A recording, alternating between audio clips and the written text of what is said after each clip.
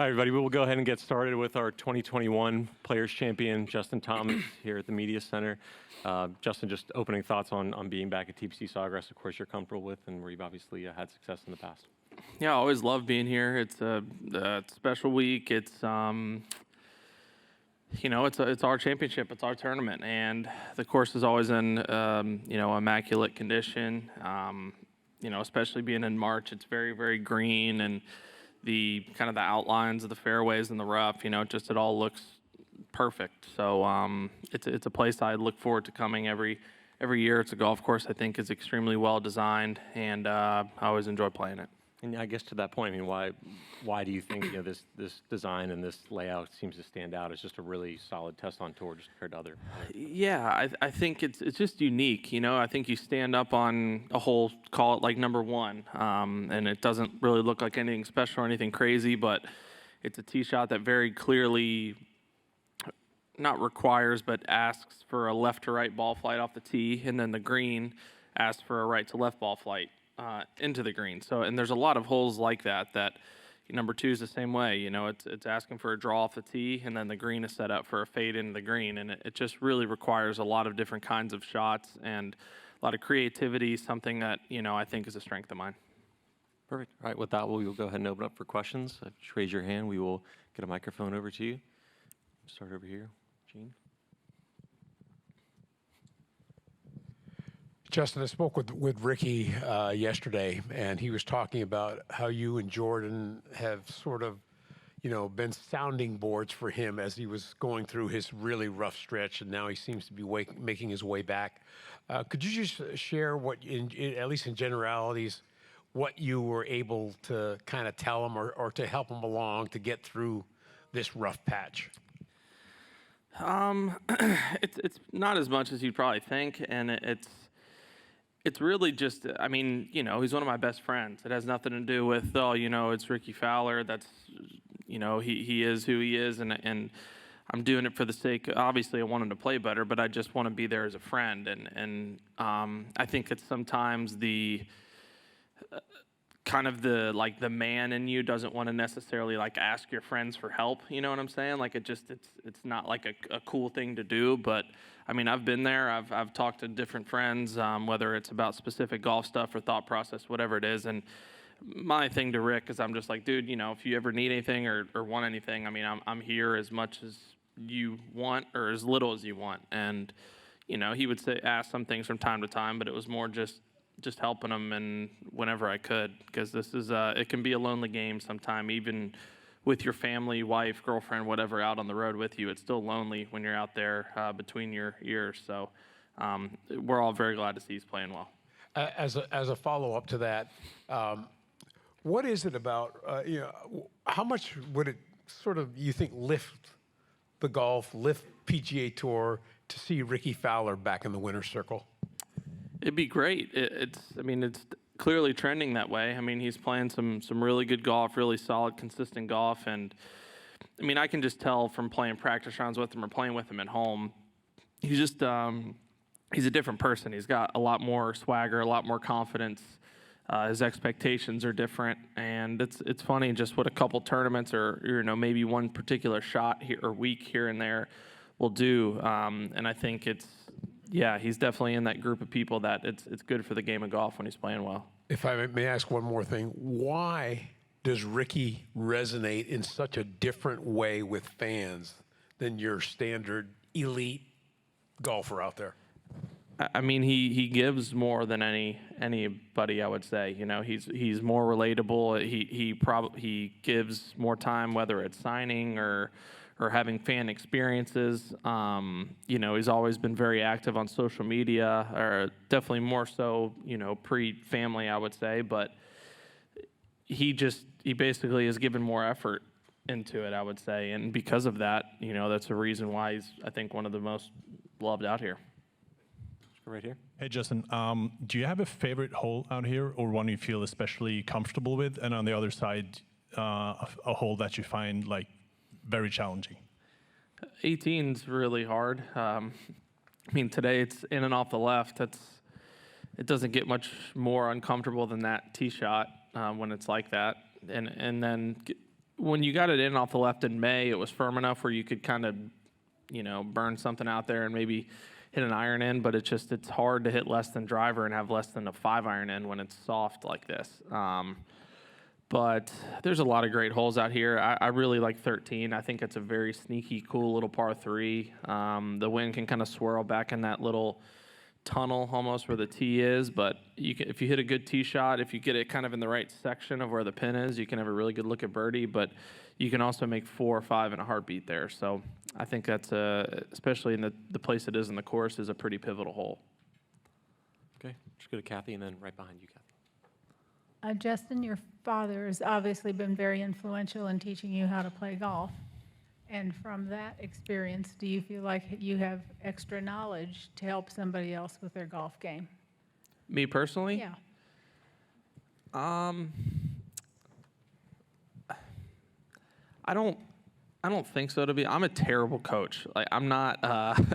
I'm very good at like the basics of playing with amateurs and seeing they slap across it, and I can just kind of give them something to help with that. But I'm when it gets to this level of players, I'm not very good at coaching. I'm not technical, but I'm also not a coach, so I'm not supposed to be. But the way that things just kind of resonate or work in my head are very feel-oriented and very specific to me. So things that I may be feeling or seeing or thinking might not resonate with another person on tour or another quality player. So to answer your question, no, I don't think so. So Ricky just asked you because you're friends. What's that? Ricky just asked you for some advice because you're friends. I'd say, yeah, it wasn't necessarily any like technical thoughts. It's just being there for a friend, and yeah, I mean, a lot of it is just being there to talk to or being there to vent to or whatever it may be. Walk right in. Hi, I'm Malti from Bloomberg News.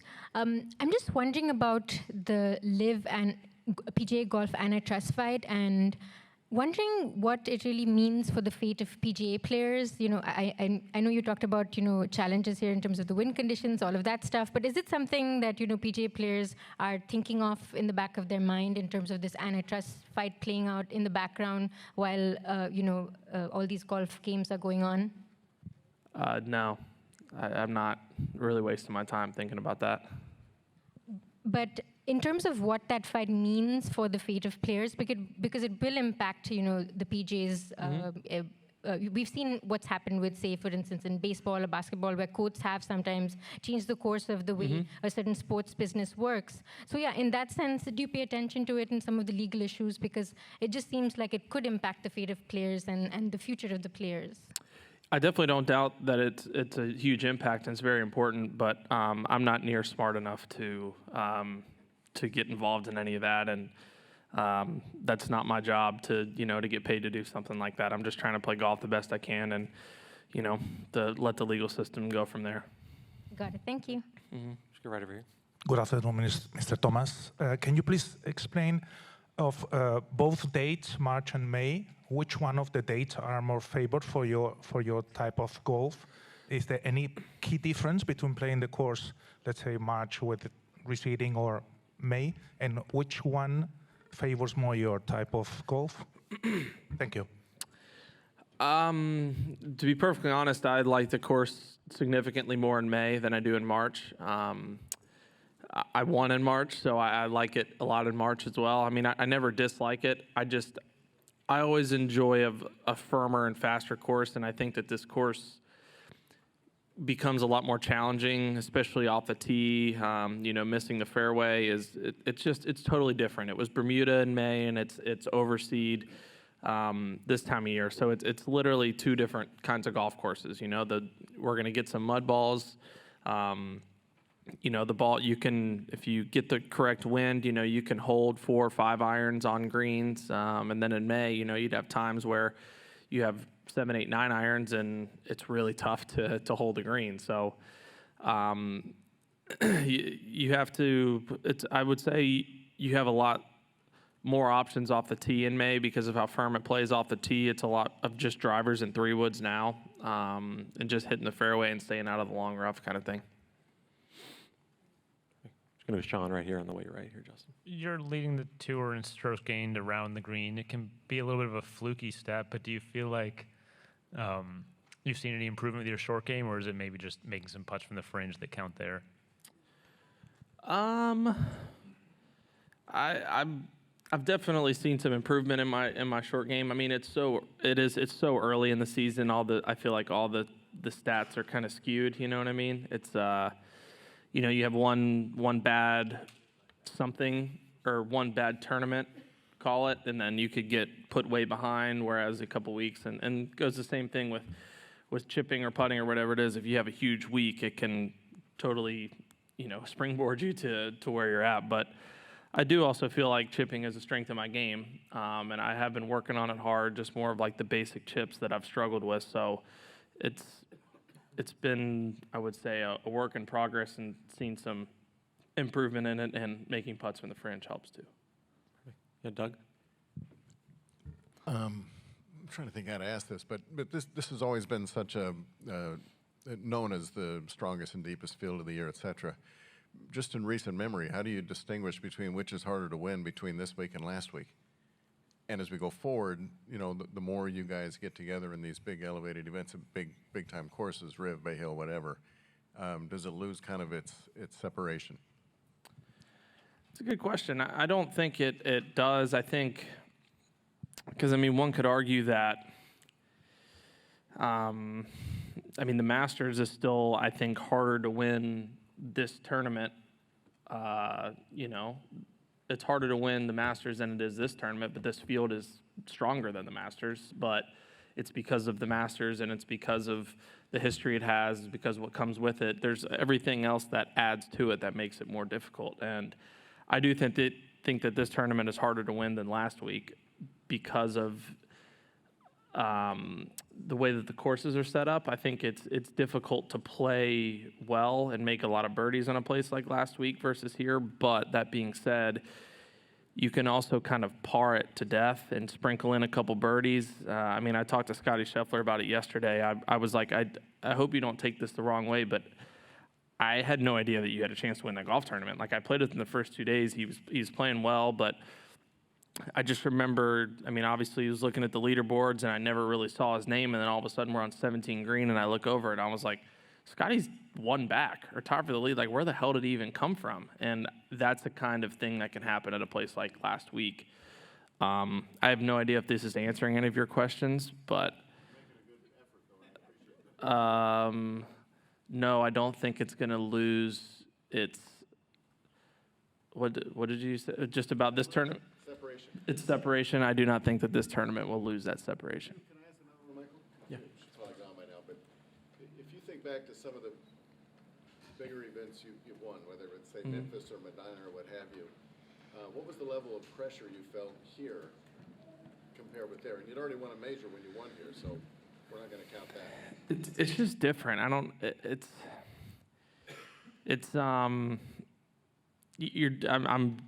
a little, I don't want to say shaky, kind of like jittery. It's just, you have the butterflies. It's they're kind of hard to keep your hand stable. It's just, I don't know.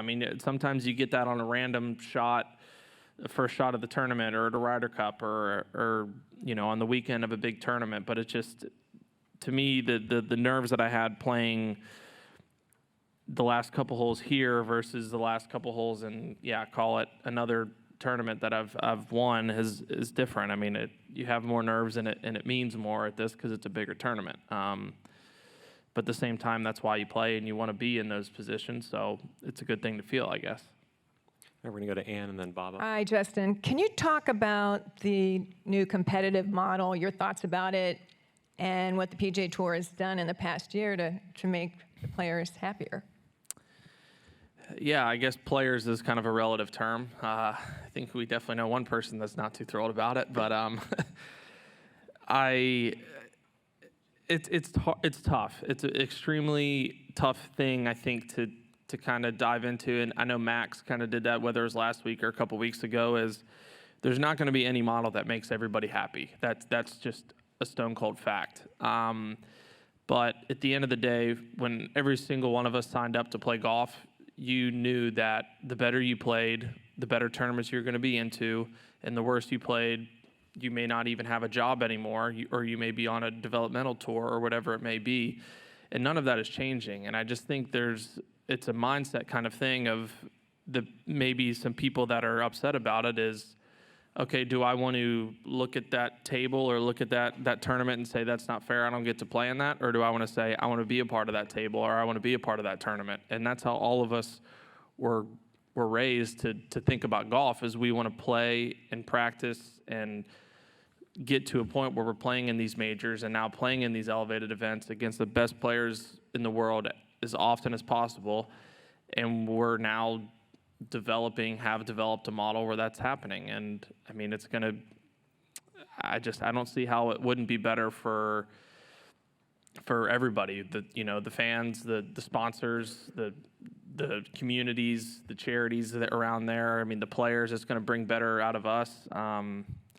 I just don't see how it's not better, and it's going to push all of us, and then it's going to create more opportunities for guys to be a part of that, and also kind of keep us competitive to want to stay in those events. Justin, but after the third round of the PGA last year, I guess Bones either gave you a pep talk or maybe it was tough love, what have you. I don't know how you would describe it. Maybe you could, but why did that resonate so much? And how much does he do that, or is it important to pick your spots to do that? It's definitely important to pick your spots. I think caddies have a very tough gig sometimes. They're expected to say everything at the right times, but the second that they say something at the wrong time, a lot of guys are quick to get on them, or maybe they'll get on themselves. And it's really tough. And in that situation, I mean, I think he saw me, saw my body language. He saw that I felt and looked defeated, which I felt that way. I felt like I just threw away a great opportunity to win a major championship. And I mean, I was pretty pissed off and I was pretty upset. I mean, there's no reason why I wouldn't or shouldn't be. And, I'd been playing some really, really good golf the previous couple months up to that. And there was no reason to get myself in a headspace to think anything differently. It was just one round, one bad day, and in reality, yeah, it did look like I'd shot myself out of it, but there's nothing we could do, and I just had to continue to stay positive, and Bones did a great job of reminding me that we're still doing a lot of really good things. We just had one bad day, one fluky day, and just go out and do the best we can tomorrow and see where it puts us. And he definitely, talked me off the ledge a little bit, because I was pretty bummed. Is that not as effective as if it had been from your dad? Because he's your coach. He's telling you these things a lot. Maybe sometimes they don't always sink in.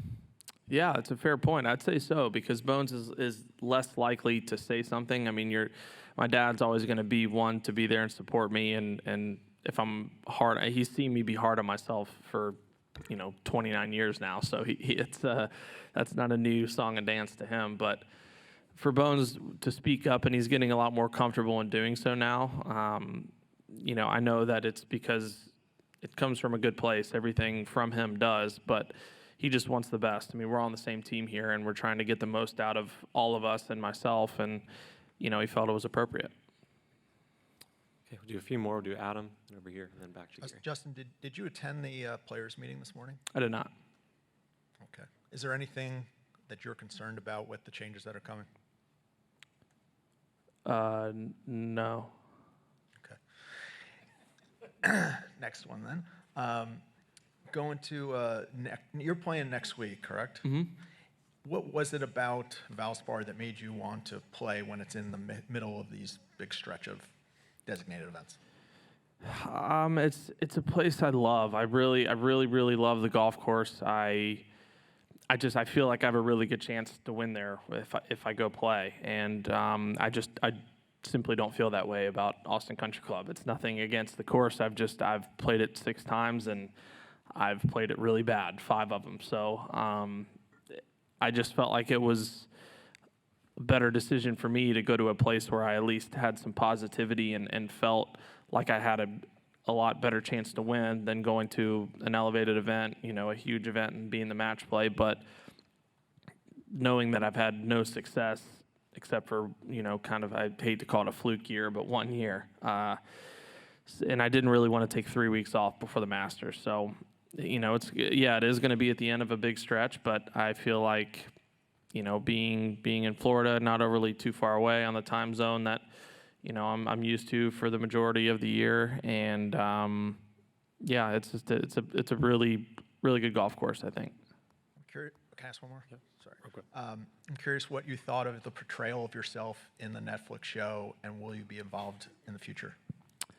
Yeah, I'm at least of my knowledge, I'm signed on for season 2. But I thought it was good. I mean, it's probably never good to ask, the yourself of how you thought you were portrayed, just because you're always going to have things to be hard on yourself, or kind of point some things out, or oh, I wish they did this, or I wish they'd done that, or I wish that I hadn't said this, or I wish, you know what I'm saying? So it's hard, but I've heard a lot of good things out from the outside, or from some friends, so I guess that's good enough for me. We're good. Justin, a technology question for you. I know you wear Whoop. This isn't product placement, but how and why did you start using that technology, and what do you use it for? I started using it probably 4 years ago, something like that, 3 or 4 years ago. Rory is who told me about it, as funny as it is, and I'm someone who I feel like if I can get some kind of advantage, or if I can learn something, I'm going to want to do it.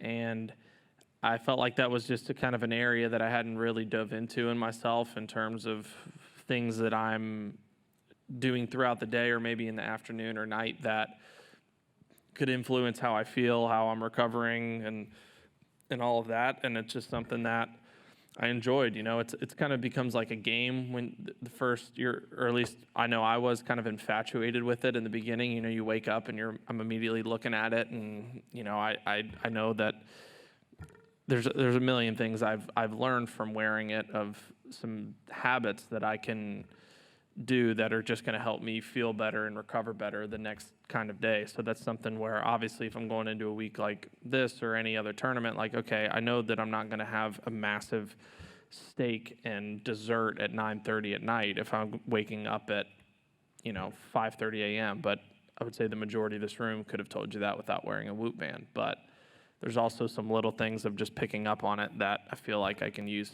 to my advantage and help me out. Is anything on course you use, like, if you're on the 12th tee at Augusta, the first tee, where your heart rate is? Do you ever look at that? Anything like that? I do. I do. So, I actually did last week a little bit, just because I felt like I was in a very good headspace and very calm, and I kind of wanted to see if that backed it up, and it did. And I would say the closest thing I'll do in terms of using it for tournaments is I try to emulate that as much as I can in my practice. I try to put myself in situations that elevate my heart rate remotely close to a tournament, just to try to get accustomed to that, but it's hard to do unless you're in that moment. Thank you. We'll go a couple more here, guys. We'll go Gary on the left, and up front to Kevin. Justin, do you recall the first time you played a round of golf here? What was the circumstance? Do you remember your first impressions, and maybe how did you play, or anything stand out from that round? I don't remember my first round. Oh, no, it would have been the junior players. Yeah, the junior players I played here, I have no idea how many holes I played, what 9 I played, anything. But I remember liking the golf course immediately when I came here. So that's unfortunately all I got for you. Right, KP, just on the right. Justin, so Q School this fall is going to introduce 5 cards and ties to the top finishers, and it's going to be here at the Valley Course for half of it. And thinking back to kind of comparing to your time at Q School, how will that carrot of the 5 tour cards, you think, influence the way players prepare and approach, and just the overall vibe of that week at final stage? I mean, I would hope that the preparation wouldn't be overly different, just because I would say it'll help a group of people, because I just remember, and you very rarely go into a tournament trying to finish top 40, you know what I mean? So I think that's something that I know when guys out of college or something that were going to Q School would ask me any advice, and I'm like, just try to go win the golf tournament, because if you try to win the tournament and you don't achieve that, you're going to be usually pissed off that you finished 30th, whereas 30th is good in this situation because you achieved what you tried to do, and that's get a card. So I think it'll help some of the top players. I just know that I personally, like I said, I struggle with it. It was a very weird thing to go into a tournament trying to finish a certain position versus every tournament I tee it up in. Yeah, I feel better some weeks than others, but my end goal is to try to win that golf tournament. So I wouldn't think it'll change, preparation too much. Okay. And we'll just finish up with Mark right here.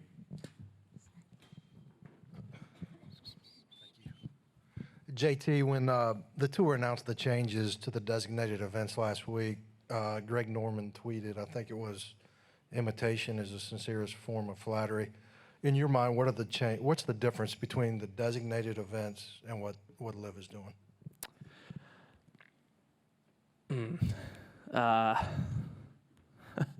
Well, we have an astronomically higher amount of quality players than they do in their events, but no, it's extremely. I mean, I think all of us have not been shy to say it that this is stuff that we've been trying to do and have worked on.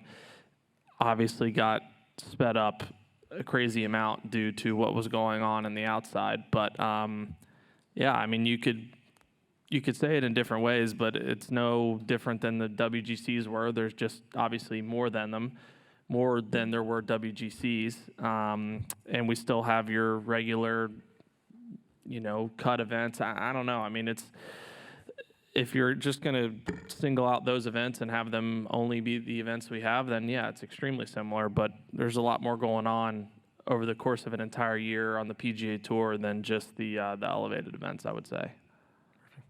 Justin, thanks for the time. Best of luck this week. Thanks.